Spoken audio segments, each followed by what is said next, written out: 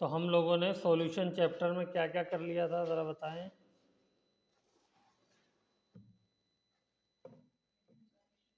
Ideal solution, non ideal solution और उसका graph कर लिया था। हाँ, कौन सा वाला ग्राफ नहीं किया था ये भी तो बताओ। ऐसा नहीं है, नहीं, नॉन आइडियल का ग्राफ किया था हमने। एक नहीं किया था, कौन सा वाला नहीं किया था? नेगेटिव वाला नहीं किया था। नॉन आइडियल नेगेटिव डेविएशन वाला ग्राफ नहीं किया था, पॉजिटिव वाला कर दिया था। पॉजिटिव वाले में ऊपर की तरफ उड़ जाता है थोड़ा सा ग्राफ। क्यों? क्योंकि वेपर प्रेशर बढ़ जाता है। क्यों? क्योंकि सॉल्यूशन बनने के बाद जो इंटरेक्शन होता है वो वीक होता है। ठीक है ना? हम्म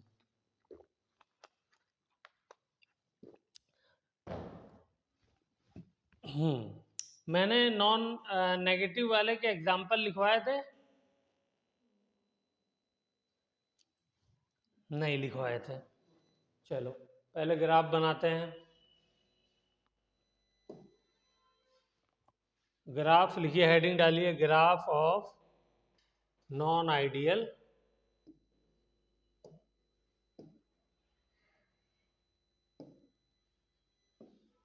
solution having negative deviation।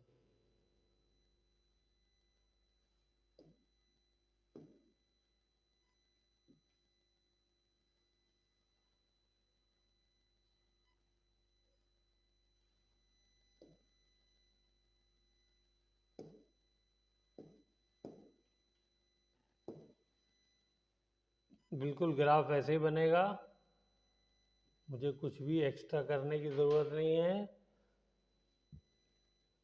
ये मेरा पार्शियल प्रेशर है पी ए, ये मेरा पार्शियल प्रेशर है पी बी, क्योंकि यहाँ पे मैंने मोल फ्रैक्शन ऑफ ए लिया है कितना 1, और यहाँ पे मोल फ्रैक्शन ऑफ बी कितना लिया है 0। तो ये वाला प्रेशर मेरा क्या कहलाएगा? P A nought. और ये इधर क्या हो जाएगा? Mole fraction of A 0, mole fraction of B 1। तो ये मेरा क्या हो जाएगा? P B nought. इतनी बात हम लोग तो पहले से जानते हैं। अब नेगेटिव डेविएशन में क्या हो रहा है? प्रेशर कम हो जा रहा है। तो जब प्रेशर कम हो जाएगा तो बताइए क्या होगा? ग्राफ नीचे की तरफ आ जाएगा।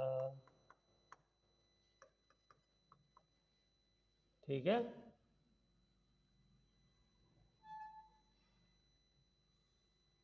ये ग्राफ बन जाएगा, ऐसे ही इधर बन जाएगा।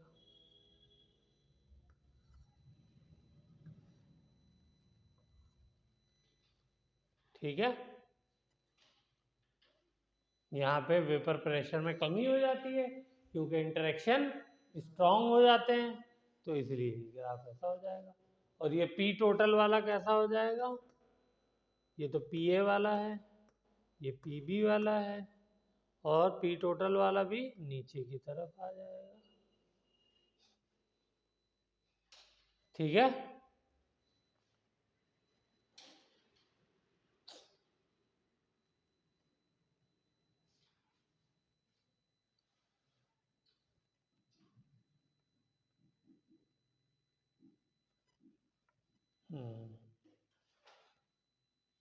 तो इसके एग्जाम्पल लिखिए। कल मैंने एग्जाम्पल बताया था लेकिन आप लोगों को याद नहीं है।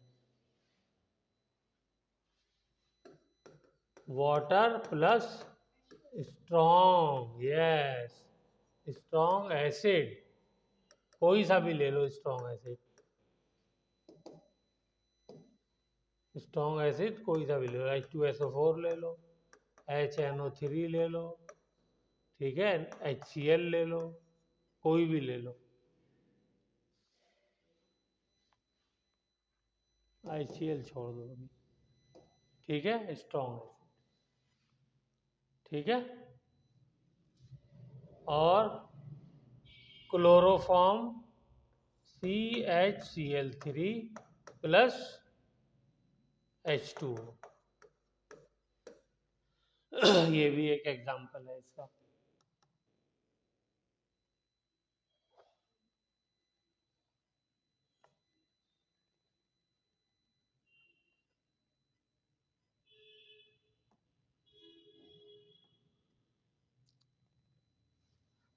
ठीक है, क्लियर। अब यहां पर बेटा हमने अभी तक जो चीज पढ़ी है वो क्या पढ़ी है? हमने पढ़ा, फिर से एक बार रिवाइज कराता हूं। सॉल्यूशन बनाया। सॉल्यूशन में क्या होता है?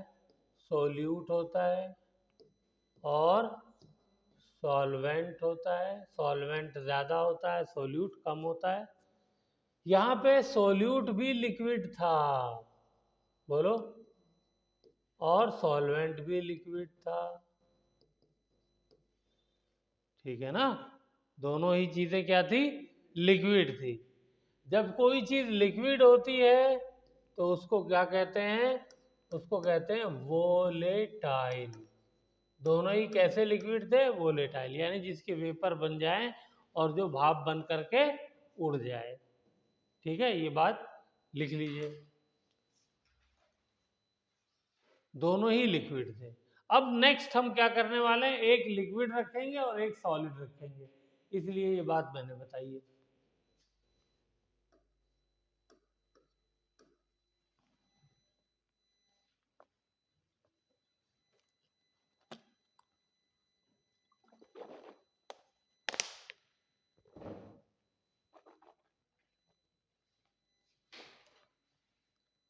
हो गया?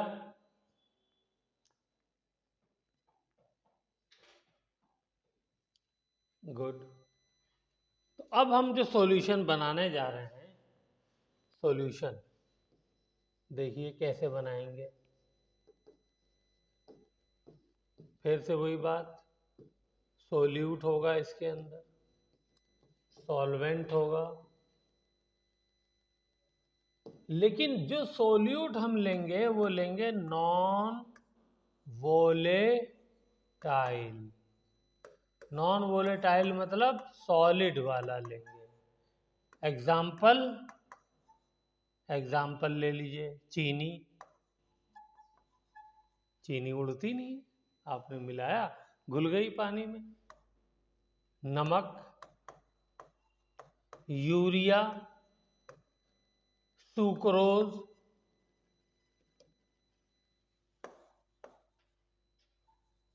सुक्रोज क्या होता है? गुड़। ठीक है, ग्लूकोज,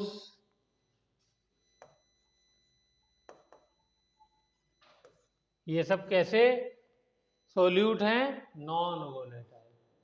इनका कोई भी वेपर नहीं बनता है।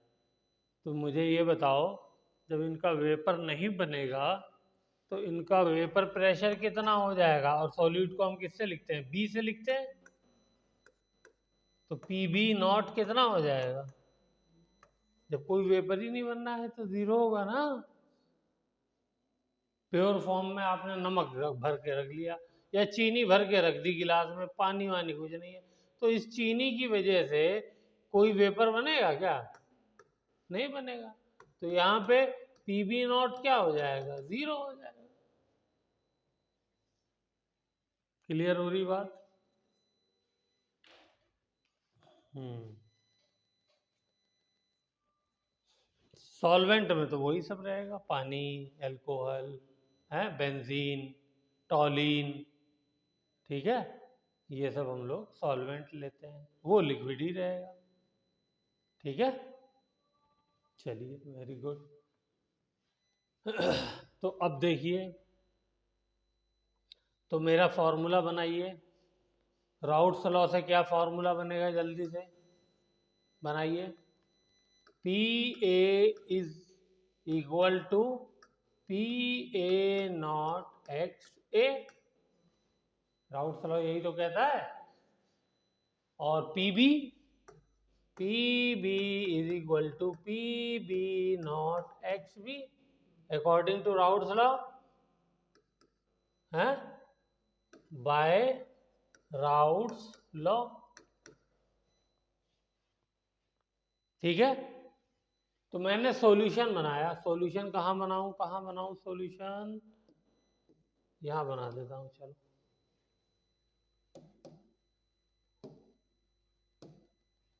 ये रहा सॉल्यूशन बनाया मैंने।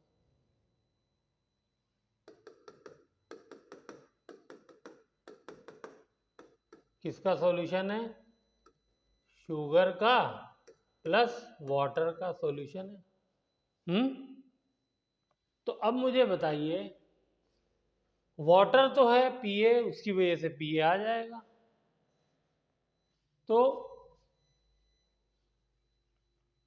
बी की वजह से प्रेशर क्या आएगा, पीबी क्या आएगा, 0 इंटू एक्स बी, यानी 0 आएगी है। तो टोटल प्रेशर क्या आएगा, P A plus P B होता है। इसमें पी बी तो 0 है, तो क्या हो जाएगा, पी बी किसके बराबर है, 0 के। तो यहाँ खाली पी ए बचेगा, बचेगा नहीं बचेगा। और पी ए को मैं ऐसे भी लिख सकता हूँ, पी ए नॉट एक्स ए। लिखो इसको जल्दी से।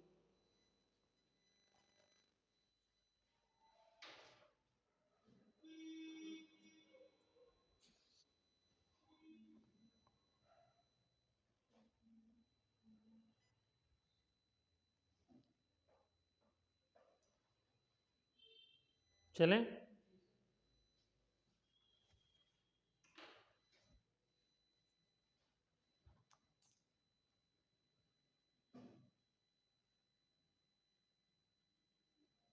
गुड। अब देखिए पी टोटल क्या है, सॉल्यूशन का वेपर प्रेशर, वहां भी सॉल्यूशन यहाँ भी सॉल्यूशन। वहां जो सॉल्यूशन बनाया था दोनों क्या थे, वोलेटाइल लिक्विड थे, तो दोनों का कंट्रीब्यूशन था। यहाँ पर सिर्फ एक ही के वेपर प्रेशर का कंट्रीब्यूशन। ठीक है। अब देखिए, तो पी टोटल को कभी कभी आपको पी एस भी लिखा हुआ मिलेगा, यानी वेपर प्रेशर ऑफ सॉल्यूशन। भाई जो सॉल्यूशन है उसका वेपर प्रेशर ही को तो पी टोटल कह रहे हैं हम लोग, है ना। तो पी एस भी लिखा मिल सकता है, इससे आपको कंफ्यूज नहीं होना है। अच्छा ये बताओ, इसको मैं पी ए नॉट 1 - XB लिख सकता हूँ क्या? बोलो कैसे लिखा सागर, 1 - XB कैसे आया?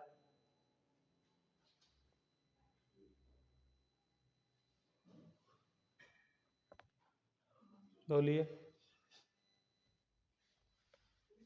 अरे एक्स ए प्लस एक्स बी 1 होता है ना, भूल जाते हो यार तुम लोग। 1, तो X A is equal to क्या आ गया, 1 - XB नहीं आ गया? चलो, तो मैं पी एस यहाँ पर वर्ड यूज कर ले रहा हूं, P S is equal to, इसको जरा मल्टीप्लाई करो तो ये क्या हो जाएगा, P A nought minus P A nought X B. हो गया। यहां से एक्स बी की वैल्यू निकालो, एक्स बी की वैल्यू निकालो, एक्स बी की वैल्यू निकालो।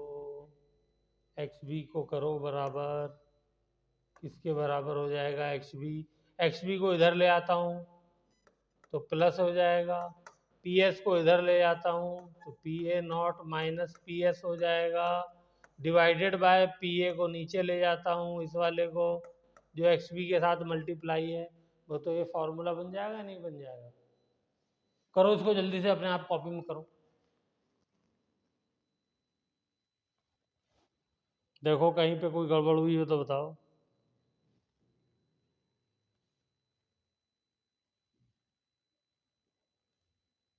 मैंने क्या किया, माइनस वाला जो टर्म है P A nought X B, उसको लेफ्ट साइड में ले आया और पी एस वाले को टर्म को राइट साइड में ले गया।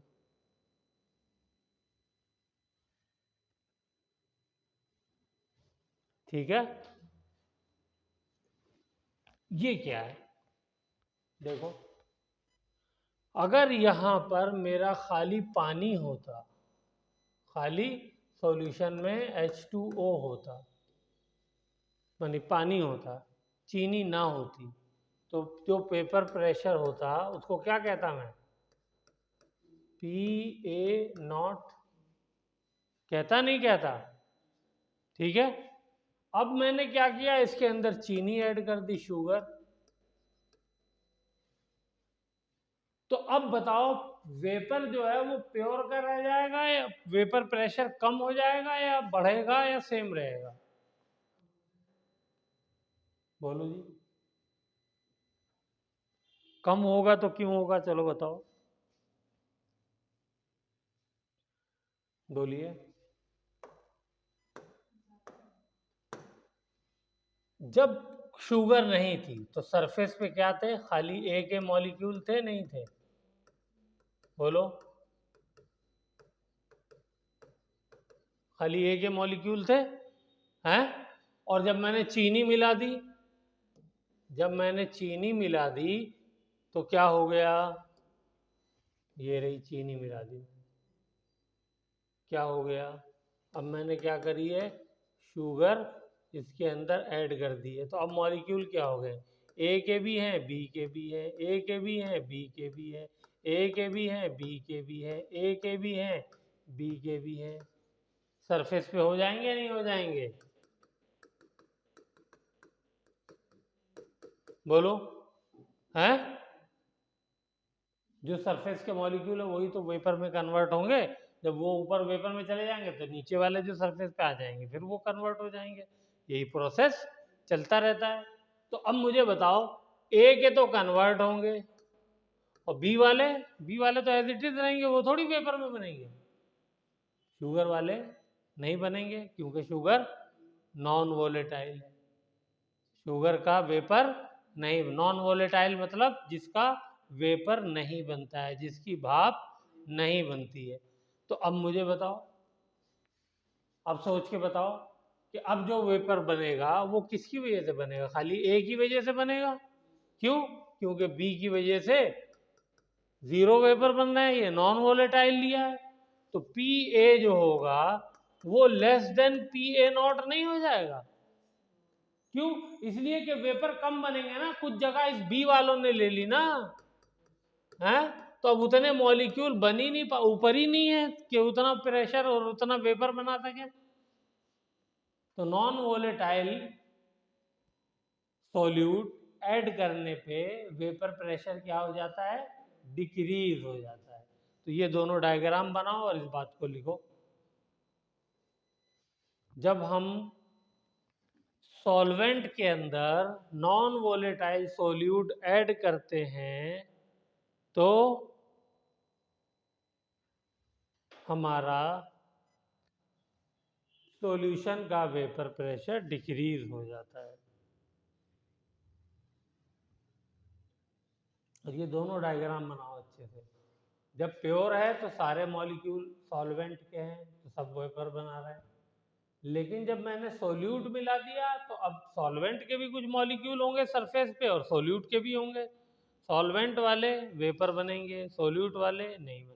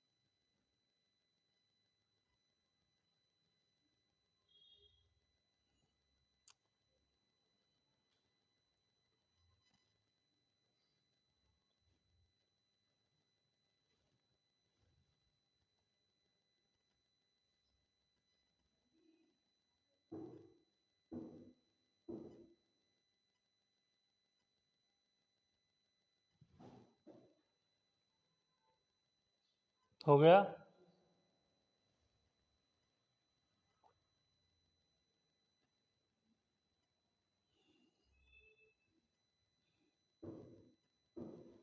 लिखिए बेटा, चलो ये बात समझ में आ गई।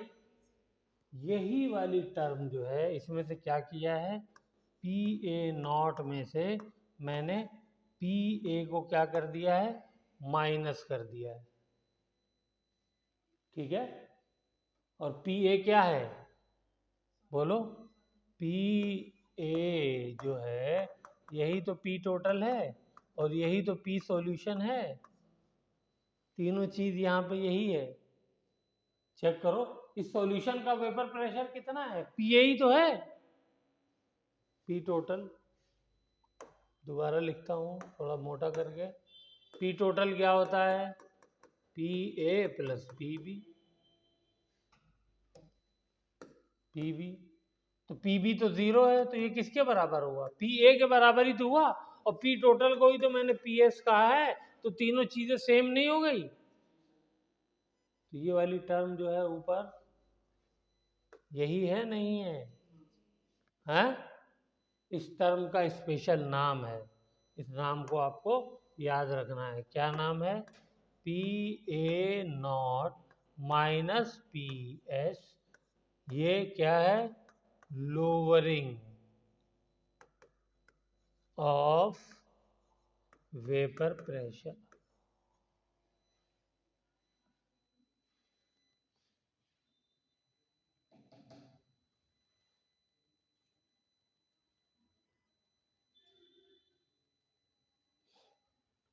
क्या नाम है, लोअरिंग ऑफ वेपर प्रेशर।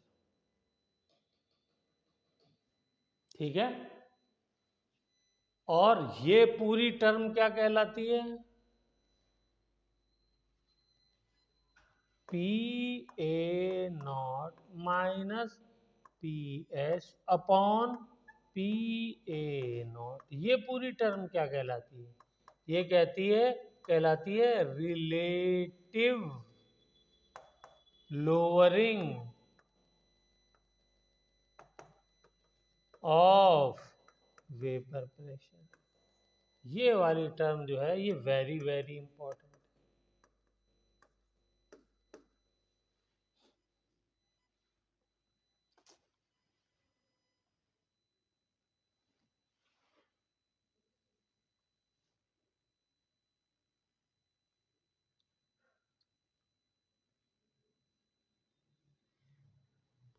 ठीक है, तो हमने क्या सीखा, हमने ये सीखा कि जब हम सॉल्वेंट के अंदर नॉन वोलेटाइल सॉल्यूट डालते हैं तो वेपर प्रेशर क्या हो जाता है, डिक्रीज कर जाता है। ठीक है, और कितना डिक्रीज करता है, वो ये फॉर्मूला आ गया। और ये फॉर्मूला जो relative lowering of vapour pressure है ये किसके बराबर है, ये बराबर है मोल फ्रैक्शन ऑफ सोल्यूट के। यानी इसका मतलब क्या हुआ, इसका मतलब ये हुआ कि जितनी ज्यादा तुम चीनी डालते चले जाओगे, सोल्यूट डालते चले जाओगे, उतना ही relative lowering of vapour pressure भी ज्यादा होता जाएगा। इसका मतलब उतना ही वेपर प्रेशर कम बनेगा, उतना ही वेपर प्रेशर कम बनेगा। ठीक है,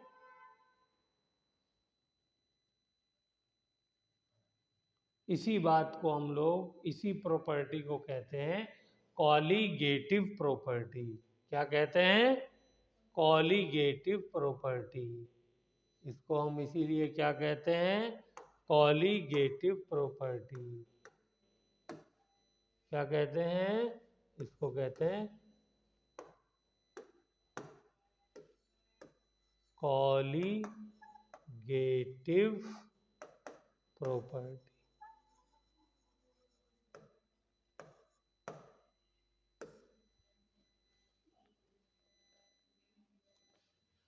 तो कोई मुझसे पूछे कॉलीगेटिव प्रॉपर्टी क्या होती है, तो मैं कहूँगा ऐसी प्रॉपर्टी जो कि सोल्यूट की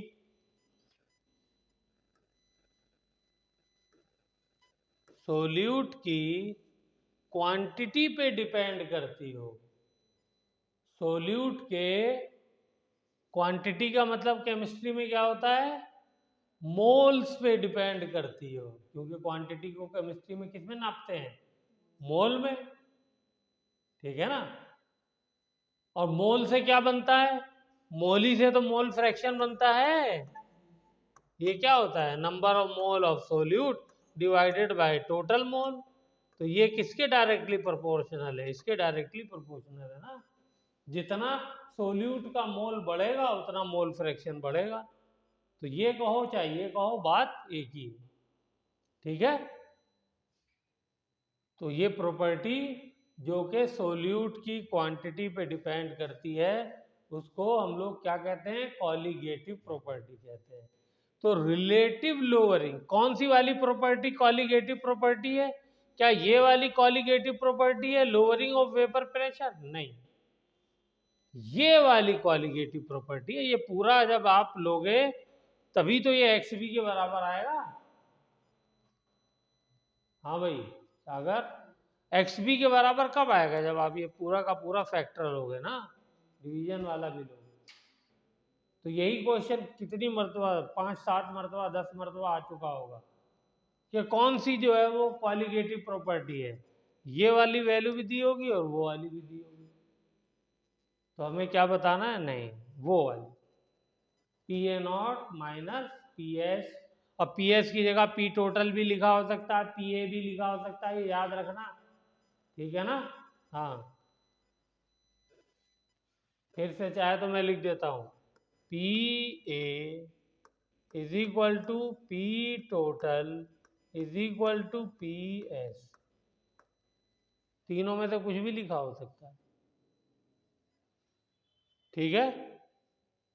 तो ये बहुत इंपॉर्टेंट चीज है कॉलिगेटिव प्रॉपर्टी। ये हमारी कॉलिगेटिव प्रॉपर्टी नहीं है। कॉलिगेटिव प्रॉपर्टी कौन सी है, ये वाली, ठीक है, क्योंकि ये पूरी की पूरी एक्स बी के बराबर है, और एक्स बी क्या है, नंबर ऑफ मॉलिक्यूल्स या क्वांटिटी ऑफ मॉलिक्यूल। तो कॉलिगेटिव प्रॉपर्टी की 2 लाइन में डेफिनेशन भी लिख लीजिए, कभी कभी डेफिनेशन भी आती है। It is a property of solution which depends only on the number of molecules, bracket में लिख दो, नंबर ऑफ मॉलिक्यूल्स को गिनने का तरीका क्या है, मोल, ब्रैकेट में लिखो मोल, मोल फ्रैक्शन,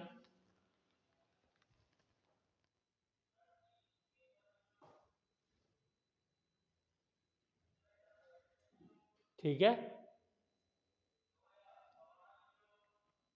तो मैं नंबर ऑफ मॉलिक्यूल कहूँ या मोल कहूँ या मोल फ्रैक्शन कहूँ, सब चीज एक ही है, सब एक दूसरे से जुड़ी हुई है।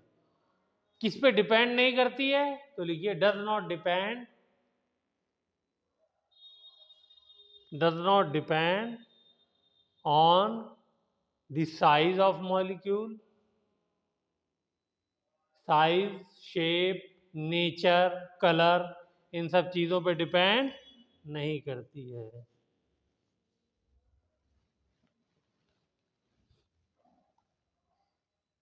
ठीक है। तो हमें 4 क्वालिगेटिव प्रॉपर्टीज पढ़नी है, कितनी, किसी को नाम याद है कौन कौन सी है। पहली तो ये पढ़ाई थी मैंने, relative lowering of vapour pressure. दूसरी बताओ,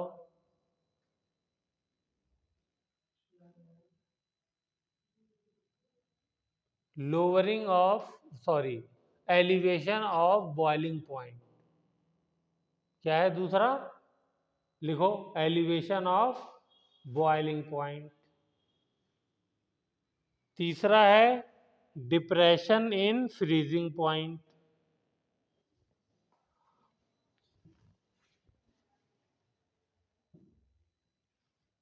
डिप्रेशन इन फ्रीजिंग पॉइंट। और चौथा है ऑस्मोटिक प्रेशर।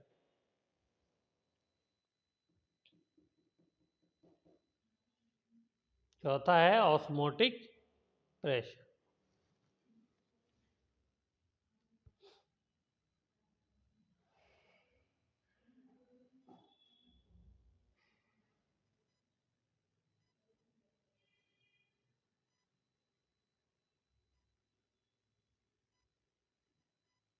ठीक है। अरे काजल,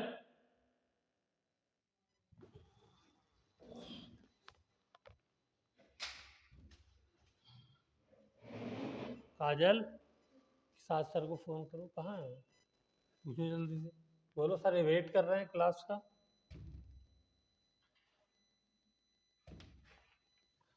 हाँ,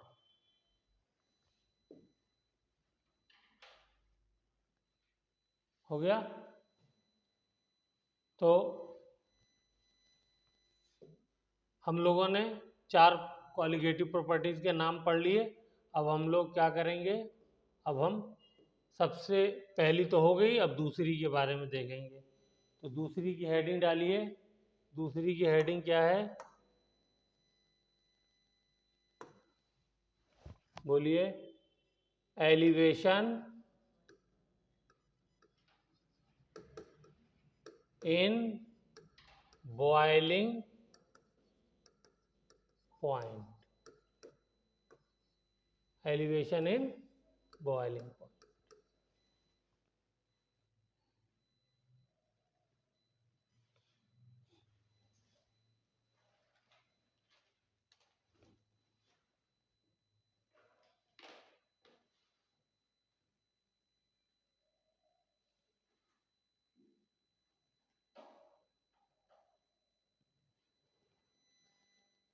ठीक है।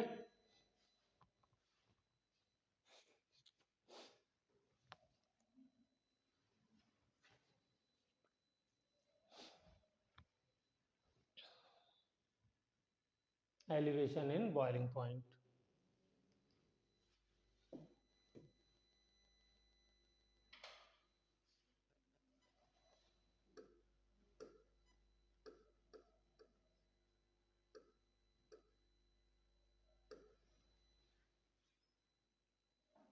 तो हम जब नॉन वोलेटाइल सॉल्यूट किसी सॉल्यूशन में डालते हैं, नॉन वोलेटाइल वो सॉल्यूट जब किसी सॉल्यूशन बनाने के लिए डालते हैं तो क्या होता है, बॉइलिंग पॉइंट बढ़ जाता है। बॉइलिंग पॉइंट बढ़ जाता है, इसी को हम क्या कहते हैं, एलिवेशन। एलिवेशन होना मतलब बढ़ना। तो एलिवेशन इन बॉइलिंग पॉइंट इसी को कहते हैं। और क्यों बढ़ जाता है, अभी हमने देखा कि वेपर प्रेशर कम बनने लगते हैं। पहले बॉइलिंग पॉइंट की डेफिनेशन बताओ क्या होती है। बॉइलिंग पॉइंट की डेफिनेशन नहीं पता, बताई है मैंने पहले, चलिए लिखिए जल्दी से। Temperature at which vapour pressure of liquid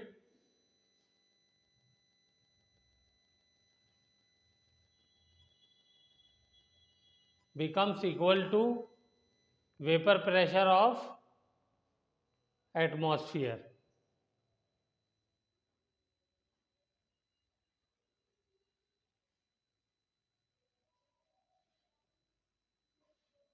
ठीक है। शुरू में क्या था, शुरू में वेपर प्रेशर PA0 था, अभी हमने देखा। लेकिन जब मैंने सोल्यूट डाला, सोल्यूट डाला, कैसा सोल्यूट है ये, नॉन वोलेटाइल, तो उसकी वजह से क्या होता है, वेपर प्रेशर डिक्रीज कर जाता है। तो अब PA0 की जगह क्या बनने लगेगा, PA बनने लगेगा, डिक्रीज हो जाएगा। डिक्रीज हो जाएगा तो ये बताइए, ऊपर से जो एटमॉस्फेयर का प्रेशर है, किसका, एटमॉस्फेयर का प्रेशर, वो कितना होता है 1 atm। उस पर तो कोई फर्क पड़ेगा नहीं, वो तो 1 atm ही रहेगा। तो मान लीजिए पहले मेरा 100 डिग्री पे 100 डिग्री सेंटीग्रेड पे ये प्रेशर इतना बन रहा था PA0 कि वो क्या हो जा रहा था 1 atm के बराबर हो जा रहा था। इसीलिए 100 डिग्री पे क्या होता है, पानी उबलने लगता है। पानी उबलने लगता है क्यों 100 डिग्री पे? क्योंकि उस वक्त क्या होता है, वेपर प्रेशर जो PA0 है वो किसके बराबर हो जाता है, 1 atm के बराबर होता है। तो नीचे का प्रेशर ऊपर का प्रेशर दोनों बराबर हो गए तो वो उबलने लगता है। ठीक है, इतनी ज़्यादा उसके अंदर वो दिखने लगती है। लेकिन अब क्या किया मैंने, सोल्यूट डाला उसके अंदर, तो अब ये क्या होगा, ये वेपर कम हो जाएगा ना, अभी बताया, ये वेपर कम हो जाएगा, कम बनने लगेगा। और मुझे बॉयल करने के लिए कितना चाहिए, उतना ही चाहिए, 1 atm ही चाहिए।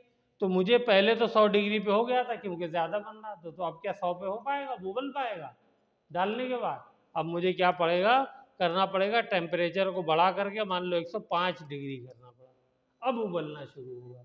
क्यों? क्योंकि वेपर कम बनने लगे। बात आई समझ में? हाँ, तो इस वजह से इसको क्या बोलते हैं, एलिवेशन। एलिवेशन का मतलब क्या होता है, increase in boiling point.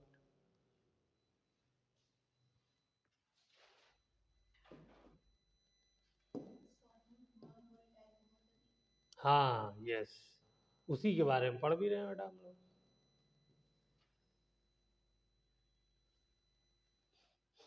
Volatile होगा तो फिर तो वो भी अपना प्रेशर बनाएगा ना, तो फिर ये वाली कंडीशन थोड़ी लागू होगी। फिर तो जो हमने पहले पढ़ा है ideal solution, non ideal solution, वो वाली कंडीशन होगी।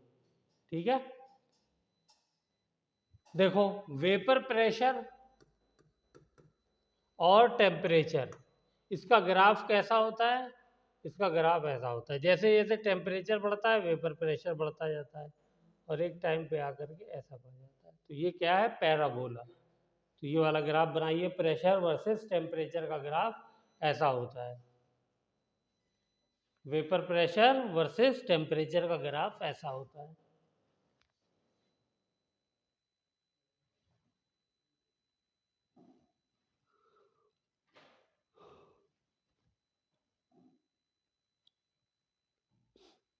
ओके, चलें आगे।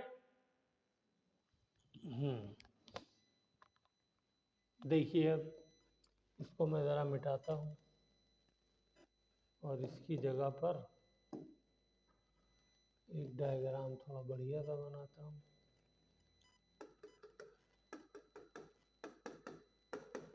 सपोज इसके अंदर मेरा H2O है,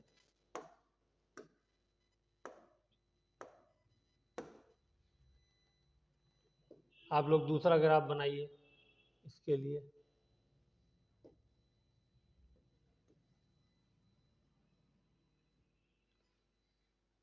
ग्राफ और दूसरा बनाइए, ये तो जनरल ग्राफ था जो मैंने बताया। अब एलिवेशन के लिए स्पेशल ग्राफ बनाने जा रहे हैं।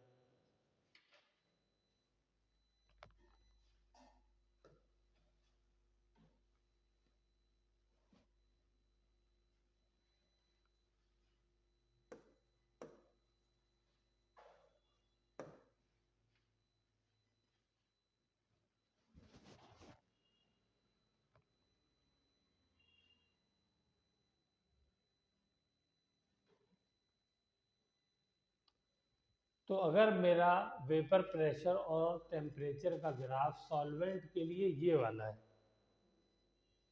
इसका मतलब कोई भी सॉल्यूट मैंने इसमें नहीं डाला है, तो यानी इसके लिए ये वाला ग्राफ बन गया। ठीक है, तो अगर मैंने इसमें सॉल्यूट, वही चीनी, नमक, यूरिया कुछ भी ऐड कर दिया, सॉल्यूट डाल दिया,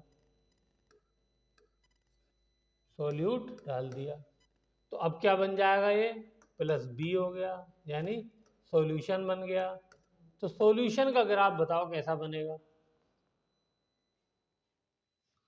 सॉल्यूट डालने पे वेपर प्रेशर कम होगा या ज़्यादा होगा, कम होगा, उसी टेम्परेचर पे कम हो जाएगा।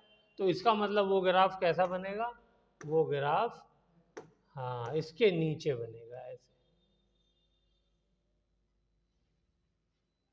आया समझ में? बस कुछ नहीं करना। ग्राफ का साइज जो है वो क्या कहते हैं, शेप जो है वैसी ही रहेगी। पहले वाले का भी देखो शेप कैसा था, ऐसे ही तो था है। वो बड़ा बनाया था बस मैंने, ये छोटा छोटा बनाया। तो ये हो गया, ठीक है। चलिए बनाइए। तो ये किसके लिए हो गया? सॉल्यूशन के लिए हो गया। वो सॉल्वेंट के लिए, ये सॉल्यूशन के लिए।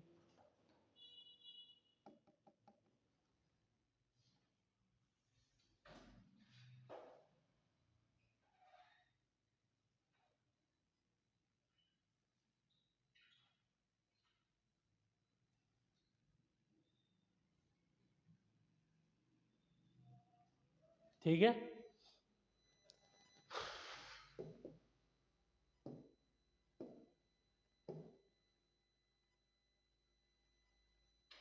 चलिए अब मुझे ये बताइए,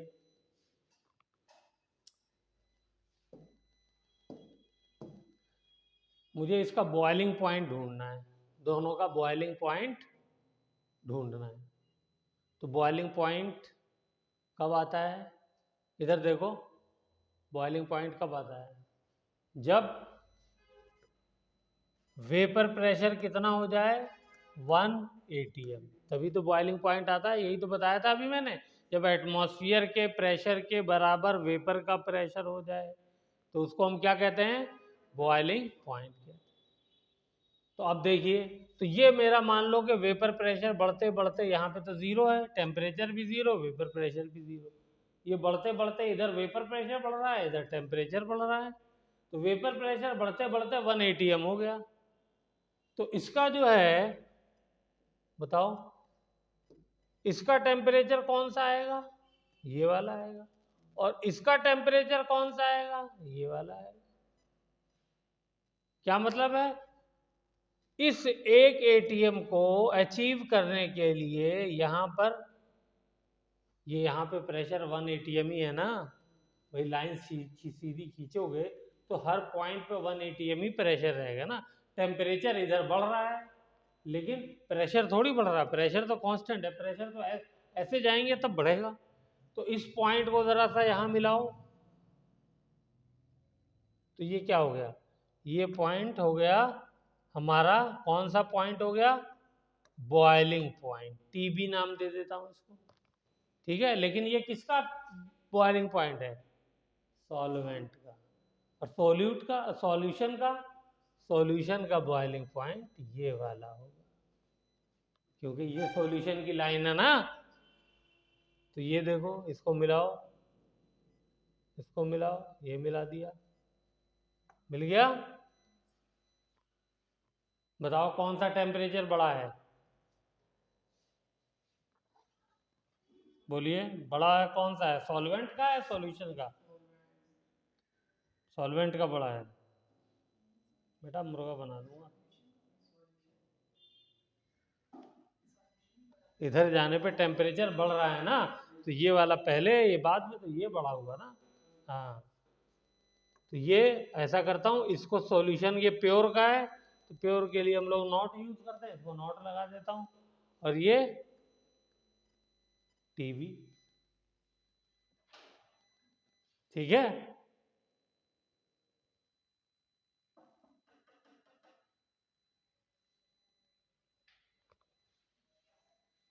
हो गया।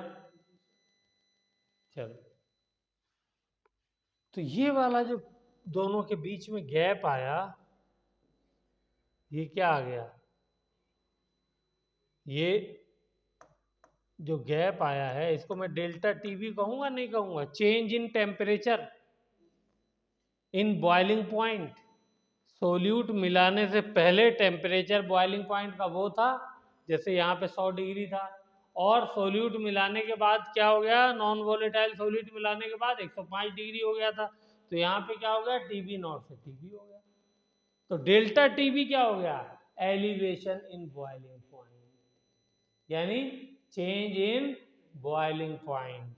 बॉइलिंग पॉइंट का चेंज, बॉइलिंग पॉइंट की बात कर रहे हैं तो हम लोग बॉइलिंग पॉइंट बोल रहे हैं।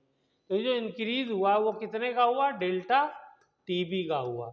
इसी को क्या बोलते हैं, एलिवेशन इन बॉइलिंग पॉइंट। लिखिए इसको जल्दी से।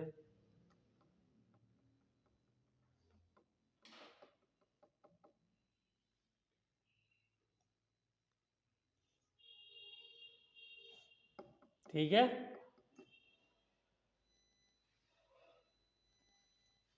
और ये जो एलिवेशन इन बॉइलिंग पॉइंट है डेल्टा टीबी, ये एक्सपेरिमेंटली देखा गया डायरेक्टली प्रोपोर्शनल होता है मोल फ्रैक्शन ऑफ बी।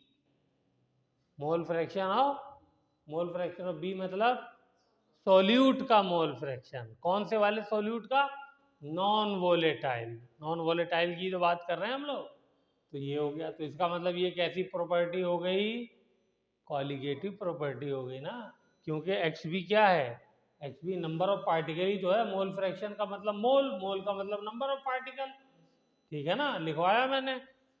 तो और ये प्रोपोर्शनैलिटी का साइन हटाएंगे तो इक्वल का साइन लगाएंगे, तो ये हो जाएगा के बी इंटू एक्स। ये फॉर्मूला बन गया इसका।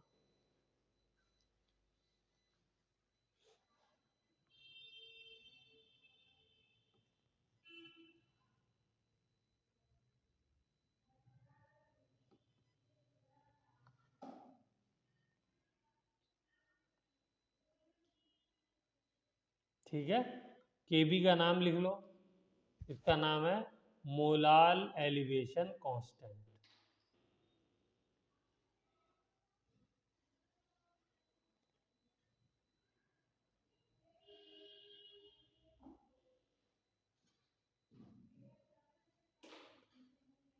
मोलाल एलिवेशन कांस्टेंट, और एक और नाम है और एबुलियोस्कोपिक कांस्टेंट। और क्या नाम है, एबुलियोस्कोपिक कांस्टेंट। दो नाम है, कभी कभी तो नाम ही पूछ लेता है। ठीक है,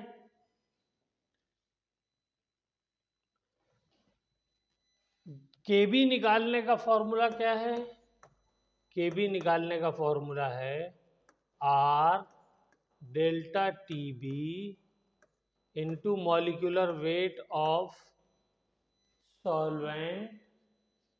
एम क्या है, मॉलिक्यूलर वेट ऑफ सॉल्वेंट। लिखो जल्दी से, सबका नाम लिखो, कौन सी चीज क्या है।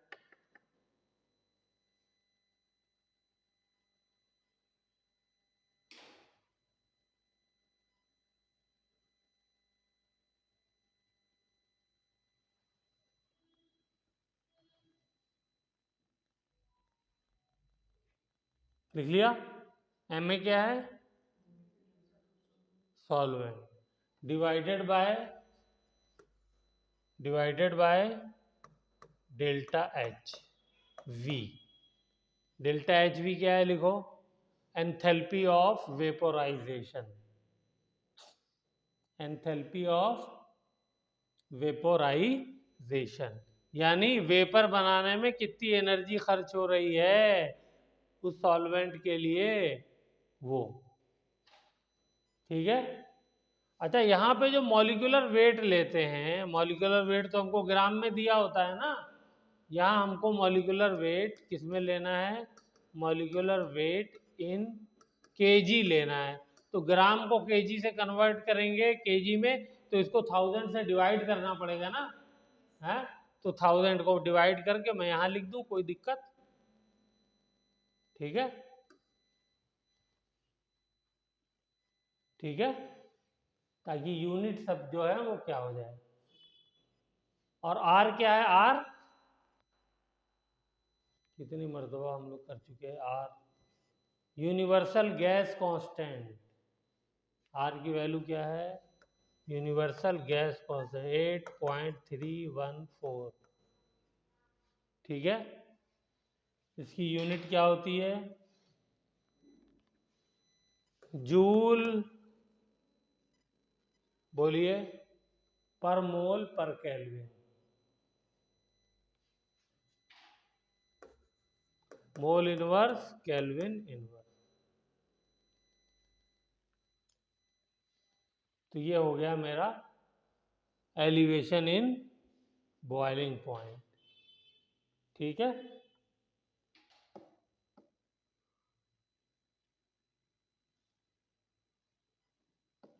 इसी तरीके से बिल्कुल इसकी कॉपी है डिप्रेशन इन फ्रीजिंग पॉइंट। लिखिए जल्दी से, उसको खत्म कर दें। डिप्रेशन रेशन, नाम से ही समझ में आ रहा होगा, डिप्रेशन इन फ्रीजिंग पॉइंट। ठीक है, अगर सॉल्वेंट है तो वो मान लो 0 डिग्री पे पानी है, 0 डिग्री पे क्या हो रहा है, बर्फ बन रहा है, फ्रीज हो रहा है। जब मैं उसमें चीनी मिला दूंगा तो वो 0 डिग्री पे नहीं फ्रीज होगा, वो -1 -2 -3 पे क्या होगा, फ्रीज होगा और नीचे चला जाएगा, वही वेपर की वजह से। ठीक है, तो उसको डिप्रेशन इन फ्रीजिंग पॉइंट कहते हैं। लिखिए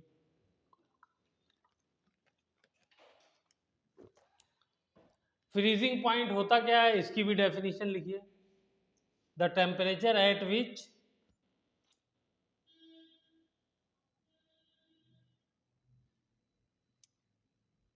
the temperature at which vapor pressure of liquid and its solid becomes equal।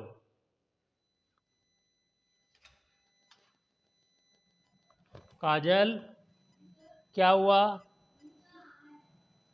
कितनी देर पहले कहा आ रहे हैं, फोन करिए फिर से। ठीक है, क्या मतलब हुआ इसका, जरा मतलब समझाओ, कोई एग्जांपल लेकर के। वेपर प्रेशर लिक्विड का और सॉलिड का दोनों बराबर हो जाए, उसको क्या कहते हैं, फ्रीजिंग पॉइंट कहते हैं।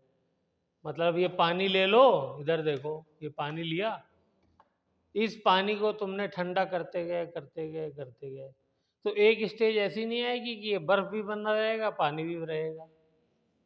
उसी पॉइंट को तो फ्रीजिंग पॉइंट कहते हैं। तो उस वक्त जो बर्फ है उसका भी वेपर प्रेशर और जो पानी है उसका भी वेपर प्रेशर, दोनों क्या हो जाते हैं, बराबर हो जाते हैं। ठीक है, उसी को क्या कहते हैं, फ्रीजिंग पॉइंट कहते हैं। तो जब पानी प्योर होता है तो उसका फ्रीजिंग पॉइंट कितना होता है, 0 डिग्री सेंटीग्रेड। ठीक है, लेकिन जब मैंने उसमें नॉन वोलेटाइल सोल्यूट मिला दिया, चीनी, नमक, यूरिया, गुड़, शुगर है, ग्लूकोज, ऐसी कोई चीज़ मिला दी, तो उसका क्या हो जाता है, फ्रीजिंग पॉइंट 0 से भी नीचे चला जाता है, यानी माइनस में चला जाता है। क्लियर हो गई बात। चलो अब इसका ग्राफ बनाओ जल्दी से, वेपर प्रेशर और टेम्परेचर का।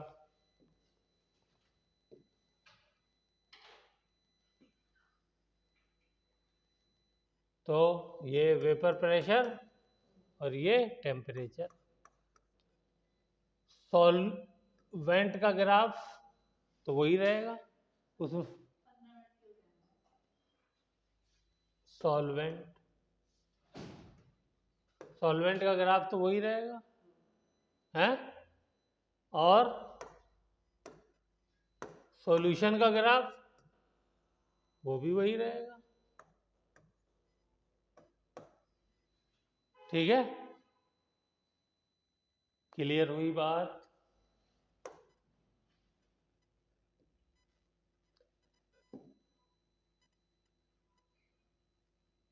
सॉल्वेंट के सॉलिड का ग्राफ वही है, वो ऐसे बनता है। सॉल्वेंट के सॉलिड का ग्राफ कैसे बनता है, ये ऐसे बनता है। तो ये सॉल्यूशन का ग्राफ है, ये सॉल्वेंट का ग्राफ है, ये दोनों क्या है, लिक्विड फॉर्म में है, ये भी लिक्विड फॉर्म में है, और ये क्या है, ये सॉलिड का ग्राफ है। किसका, हाँ, सॉल्वेंट के सॉलिड का। ठीक है,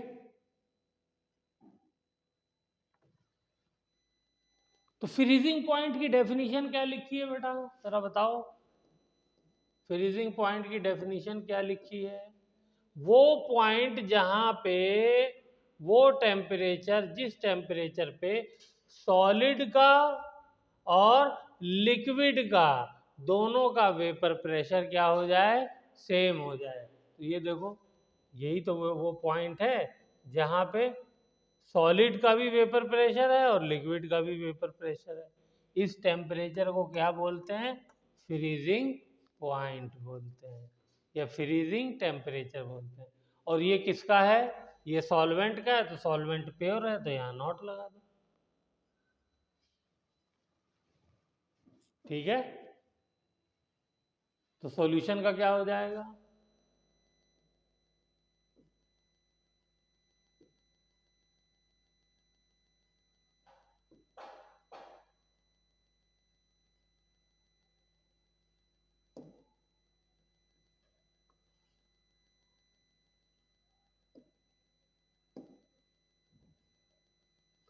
तो सॉल्यूशन का ये हो जाएगा।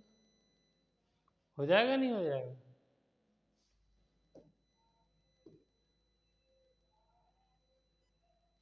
ये रहा। तो इसको क्या लिखूंगा मैं? इसको खाली TF लिखूंगा, है? क्योंकि इस टेम्परेचर पे कौन सा फ्रीजिंग पॉइंट है?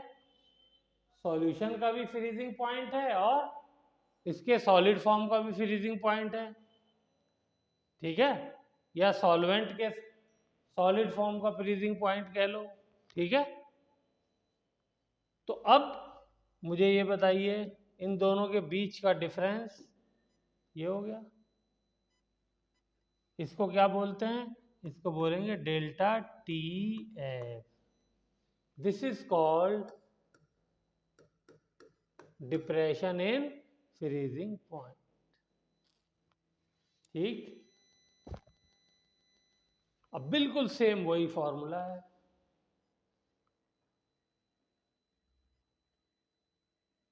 अच्छा, इस फॉर्मूले में एक करेक्शन कर लो, XB नहीं होना चाहिए।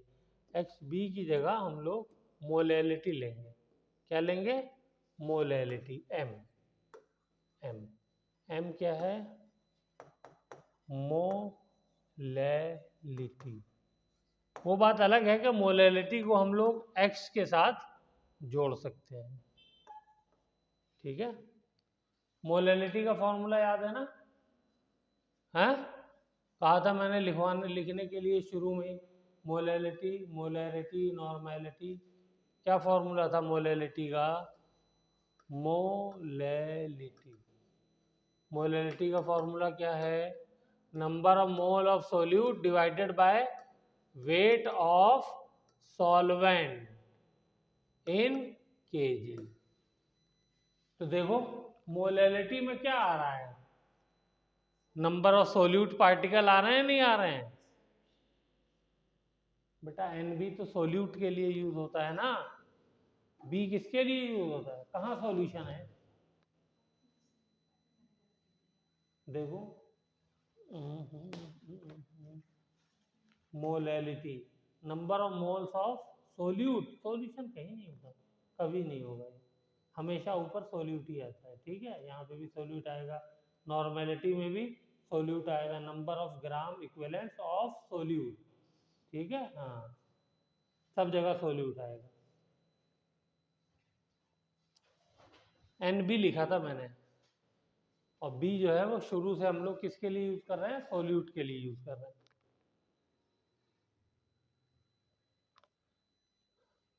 सागर, ये छोटे छोटे फॉर्मूले तुमको याद रहने चाहिए भाई, तुम्हारा जो है ना, अब नहीं भूलना चाहिए तुमको। अब भूलना जो है वो गड़बड़ है। चलो, टाइम बहुत करीब आ गया। तो ये भी क्या हो जाएगा? डेल्टा TF भी बिल्कुल सेम फॉर्मूला बनता है, is directly proportional to molality. ठीक है, और इक्वल का साइन लगाएंगे तो प्रोपोर्शनैलिटी का साइन हटा करके तो KB की जगह यहाँ पर KF आ जाएगा, ये फॉर्मूला।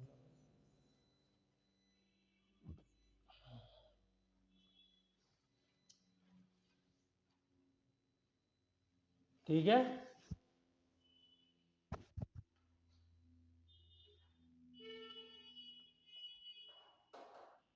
लिख लिया। चलिए, KF का नाम है मोलाल डिप्रेशन कांस्टेंट। वहां पे एलिवेशन कांस्टेंट था, यहाँ पे डिप्रेशन कांस्टेंट हो गया।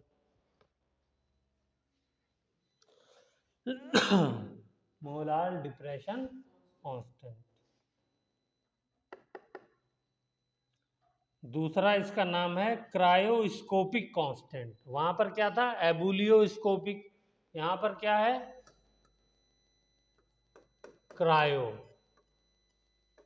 Cryoscopic constant. ये CR से है, ठीक है।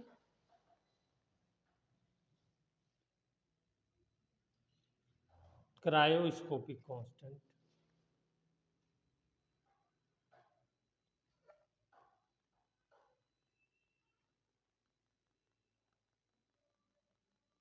ठीक है, इसका फॉर्मूला भी बिल्कुल वैसे ही बन जाएगा। कौन सा फॉर्मूला पीछे जो बनाया था वहां पे क्या था? R, वहां पे क्या आया था? डेल्टा TB, यहाँ पे आ जाएगा delta TF।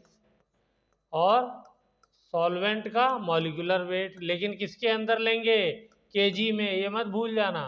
Divided by 1000 into delta H of, क्या लिखेंगे यहाँ पे? यहाँ पे वेपर बन रहा है या बर्फ बन रही है? बर्फ बन रही है, तो वेपराइजेशन नहीं होगा यहाँ पे फ्रीजिंग होगी। तो डेल्टा H ऑफ फ्रीजिंग लिखो, फ्रीजिंग। ठीक है, फ्रीजिंग को हम लोग फ्यूजन भी कहते हैं। क्या कहते हैं? फ्यूजन भी कहते हैं।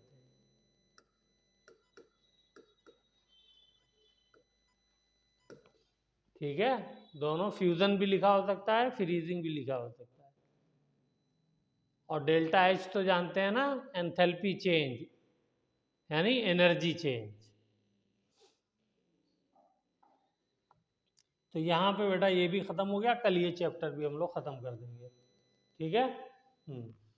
अब हमारा और एक, तो 3 कॉलिगेटिव प्रॉपर्टी पढ़ ली हमने।